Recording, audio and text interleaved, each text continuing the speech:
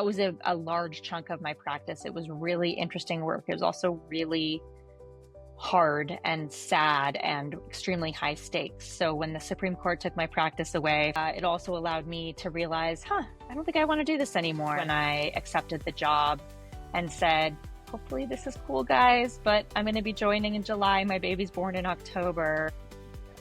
And honestly, they were as wonderful about it as you could ask for. They were like, oh, I thought you had bad news. That's great news. You know, I always say I'd like a doctor with a little bit of gray hair. I would often also like a lawyer with a little bit of gray hair. The experience that I've seen this before, I don't think you can replicate that. Welcome to The Growth Switch, the podcast where we explore the strategies, struggles, and breakthroughs of bold business leaders. I'm your host, Jules Fox, growth strategist and lead content creator at Aries Media. I'm here to uncover how today's top brands are scaling, overcoming challenges, and unlocking sustainable success. Now, for those of you just tuning in, Aries Media helps grow successful brands with comprehensive hands-on support for sales, business development, and performance marketing. Go ahead and drop growth in the comments if you want to learn how to do that. Today, we have a very special guest, Kate Reder Sheikh, and she's a partner at major Lindsey Africa. She's the #1 associate legal recruiter globally. She's a former litigator turned matchmaker who's helped countless lawyers find careers that truly fit. She champions diversity, inclusion, and humanity in the legal profession, which goes to say that she is a real human and an absolute powerhouse of a human. Kate, welcome to the podcast. Thanks so much for having me. Oh, for sure. Absolutely. My pleasure to have you here.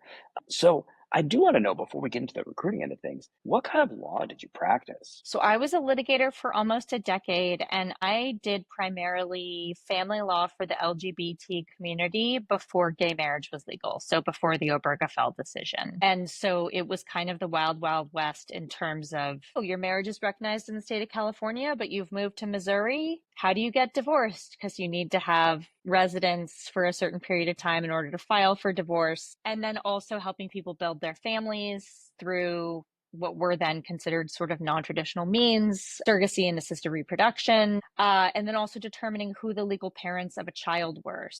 If you live with your same-sex partner for 10 years and you have a baby together and she's with you in the room when you're inseminated and she's with you in the delivery room, and you hyphenate the child's last name and you both hold the child out as your own, and then she decides she is straight and you were just her roommate. How do you get parental rights to that child who you have raised from conception on?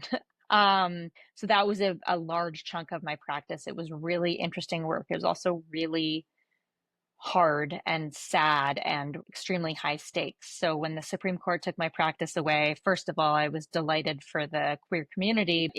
It also allowed me to realize, I don't think I want to do this anymore. And so for me personally, there was the joy of the community, but then for me, it was just this turning point of, I guess I could do something other than practicing law since my practice no longer exists. And so personally, it was also meaningful in this very niche way. Yeah. And, some people wait until they are older to work on their legacy work, but sometimes people realize it young and they do some of the most impactful and important work while they're young and vigorous and have all that energy. But somewhere along the way, you flipped over into recruiting. So tell me how that journey went. Sure.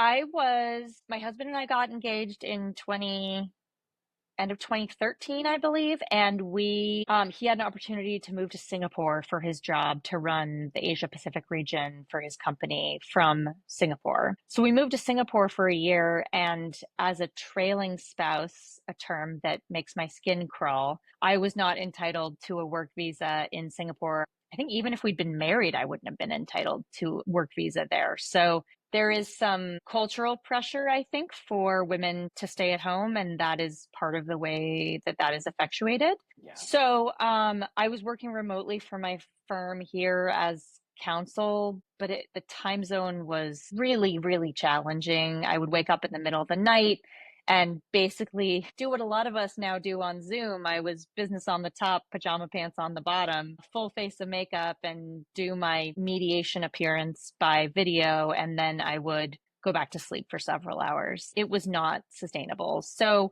when my husband's job took us to London, which is my favorite city on earth, and I had lived there during college, and then we were returning, I thought, I don't know where my legal career is going to go now that gay marriage is legal and all of these rights are official and don't necessarily need to be fought on a case-by-case basis, fought for on a case-by-case basis. But I did assume I would continue practicing law. So I thought, for however many years we're in London, I'll just do something that's like law adjacent. And then when we get back to the US, I'll resume some kind of practice. I thought maybe I'd become a labor and employment lawyer, something like that. But I had my first interview for a recruiting job, and it was truly like love at first sight. I had never felt that in a professional or academic context before, but it was like, oh, I get to talk to really smart lawyers all day.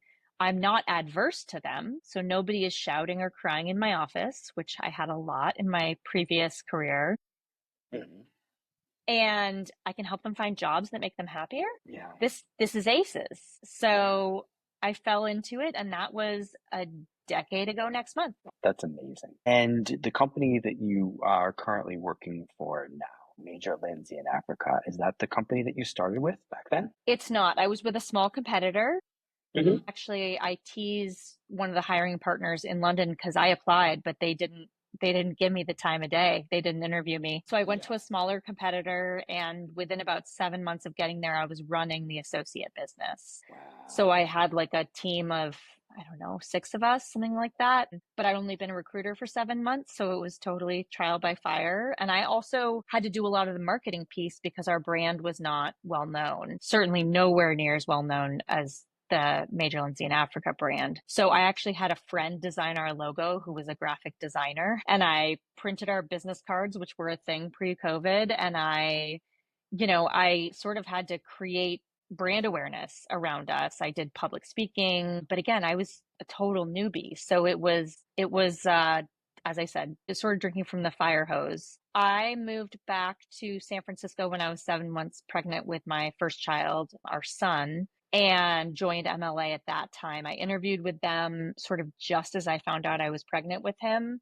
And then I disclosed my pregnancy to them when I accepted the job and said, hopefully this is cool, guys, but I'm going to be joining in July. My baby's born in October. And honestly, they were as wonderful about it as you could ask for. They were like, oh, I thought you had bad news. That's great news. Another member of the MLA family, like, let us know what you need in terms of leave. It was spectacular and how it should be. So I joined MLA super duper pregnant. I had never worked at such a big company before. We are the biggest legal recruiting company in the world. And so it was a total, paradigm shift in terms of we're not the little guy anymore. And I will have been here 8 years as of next month. Oh, it's amazing. And you've worked your way up to partner at this point, yeah? Mm-hmm. Yeah, I made partner in 2021, which was a great honor, and one that I don't take for granted. Yeah. So, there are a lot of trends that are reshaping legal hiring right now. What do you think as far as law firms and candidates? What should they be thinking about right now? We're calling this the uncertain market time, right? But I feel like this is going to be a long-term uncertain market. What is your take on this? I think it's going to be uncertain through this presidential administration because of the regulatory changes that have been made, the attacks by this administration on law firms in particular. They've been really drawn into the politics of this administration, and also the uncertainty around tariffs. As we're recording this, they're debating the big, beautiful bill. If that passes, things are going to change a lot for renewables, which will change a lot for a lot of my clients who work in that space. So it is certainly a mercurial time. I mean, obviously, one of the things that people are thinking about most is AI and how it can be used in the profession. The law is sort of falsely conservative in that it's very cautious in terms of implementing significant changes around technology and a variety of other things. I don't personally see AI replacing first-year associates anytime soon. There are still a lot of kinks in the process. I asked the AI facility that we use to give me the names of AmLaw 50, which is sort of a ranking system, firms that have offices in Oakland, California. Yeah. And it gave me like 14 firms that absolutely do not have offices in Oakland, and many of which were not in that classification of AmLaw 50. Yeah. And I asked it to try again, and it gave me the same thing. And I said, these aren't AmLaw 50. And they said, yes, they are. So I'm not here to fight with a computer. But The there's a confidence way to that it go. has though, right? The I confidence, but know. it's It's almost like, like mansplaining, like on the next level, but like, no, but I'm telling you, I am correct. I'm absolutely sure that this is correct. And it's like, no, no, you're not. Yeah. I'm a human being in this field, but it does have very brash confidence, which I guess props. That unearned confidence that tends to come with, male chauvinism and yeah. So it may not be a thing quite yet, but what do you think is evergreen in your field? Like, what would you say is the stuff, the mechanical parts, the engineering and the infrastructure that simply will not change no matter what AI comes up with? I mean, judgment, right? Mhm. A very lawyerly answer to everything is it depends. And unfortunately, I still have to give it to a variety of questions because I am a lawyer by training and a lot of stuff does depend Mhm. on market conditions, etc. But the judgment piece and the I always say I'd like a doctor with a little bit of gray hair. I would often also like a lawyer with a little bit of gray hair. The experience that I've seen this before, I don't think you can replicate that. Yeah.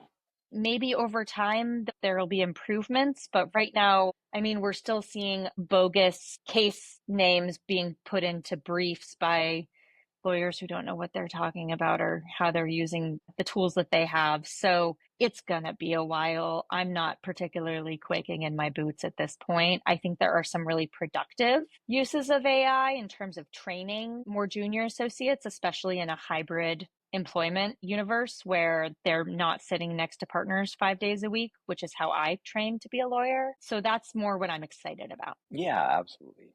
And I think that that's a good thing to be excited about. And it's the people that make these people processes great. The Mm-hmm, people on all ends of it, the people like you, the people whom you connect to the clients, and the clients who are also at the end of the day, they're businesses, but they're people too. So mm-hmm.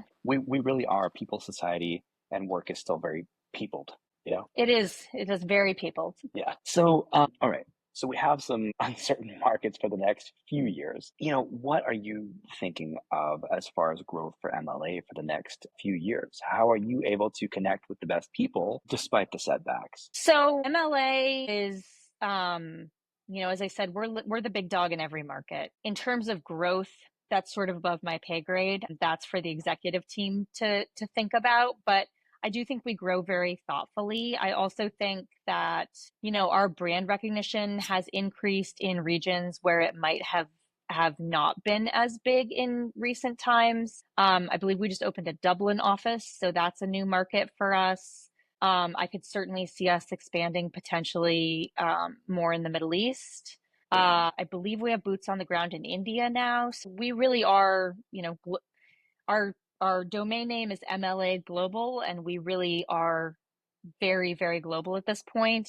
There are very few places where we can't represent you. And more often, that's not because we can't figure out the market or don't know it. It's that market isn't receptive to recruiter applications. The continent of Africa, for instance, I tried to recruit for. There was a candidate who really wanted to move home to the African continent. And even looking at various countries, there were no firms that would look at recruiter applications. So that's more of the limiting factor rather than anything on our end. Sure. I mean, different cultures adopt different styles and modalities of work differently. I feel like remote work was just embraced in the US, and other countries Mm-hmm. are a little bit slower to adopt that. Like, "Oh, maybe we don't have to show up in person if we're doing a great job at home." Yeah. Yep, for sure. Yeah.